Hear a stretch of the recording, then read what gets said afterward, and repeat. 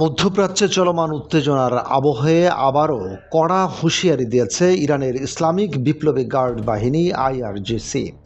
যুক্তরাষ্ট্র যদি ইরানের বিরুদ্ধে নতুন করে কোনো সামরিক আগ্রাসনের পথ বেছে নেয়, তাহলে এবার জবাব হবে আরও কঠোর, আরও বিস্ময়কর। এমনই সতর্কবার্তা দিয়েছে তেহরান। ইরানের দাবি, ভবিষ্যতে কোনো হামলা হলে তারা এমন সামরিক সক্ষমতা প্রদর্শন করবে যা প্রতিপক্ষের জন্য হবে সম্পূর্ণ অপ্রত্যাশিত।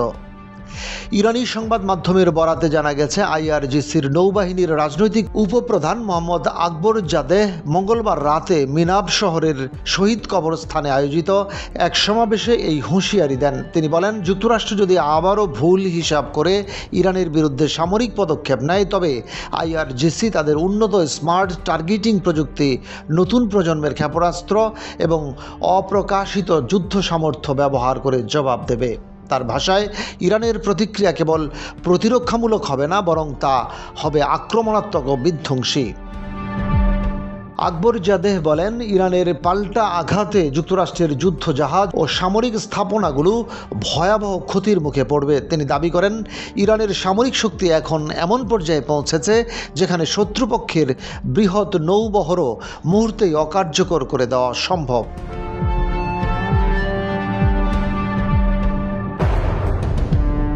শুধু নিজস্ব সামরিক শক্তির উপর নির্ভর করেই নয়, বরং আঞ্চলিক প্রতিরোধ বলয় বা মিত্র শক্তিগুলোকেও সম্ভাব্য সংঘাতে ব্যবহার করার ইঙ্গিত দিয়েছে তেহরান।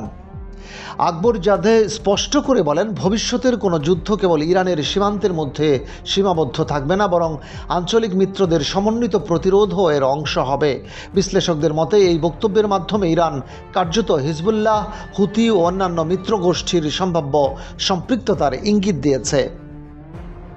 প্রসঙ্গত, গত 28 ফেব্রুয়ারি যুক্তরাষ্ট্র ইসরায়েলের যৌথ সামরিক অভিযানের পর থেকেই মধ্যপ্রাচ্যে নতুন করে উত্তেজনা ছড়িয়ে পড়ে। ইরানের ভাষ্য অনুযায়ী সেই হামলা ছিল উস্কানিবিহীন ও আগ্রাসী, যাতে দেশটির সর্বোচ্চ নেতা আয়াতুল্লাহ আলী খামেনি এবং কয়েকজন জ্যেষ্ঠ সামরিক কমান্ডার নিহত হন। এই ঘটনার পর ইরান টানা 40 দিন ধরে মার্কিন ও ইসরায়েলি লক্ষ্যবস্তুতে ক্ষেপণাস্ত্র ও ড্রোন হামলা চালায়।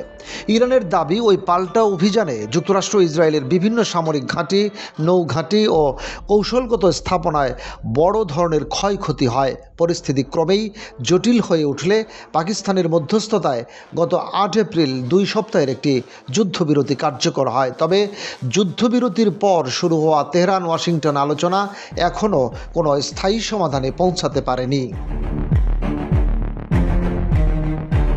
ফলে যুদ্ধবিরতি কার্যকর থাকলেও উত্তেজনা যে একেবারেই কমেনি, আইআরজিসির এই নতুন হুঁশিয়ারি সেটিরই আরও স্পষ্ট করে দিল।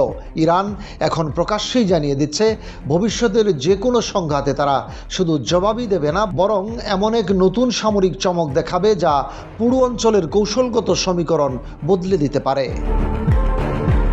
ডেস্ক রিপোর্ট, বাংলাবাজার পত্রিকা।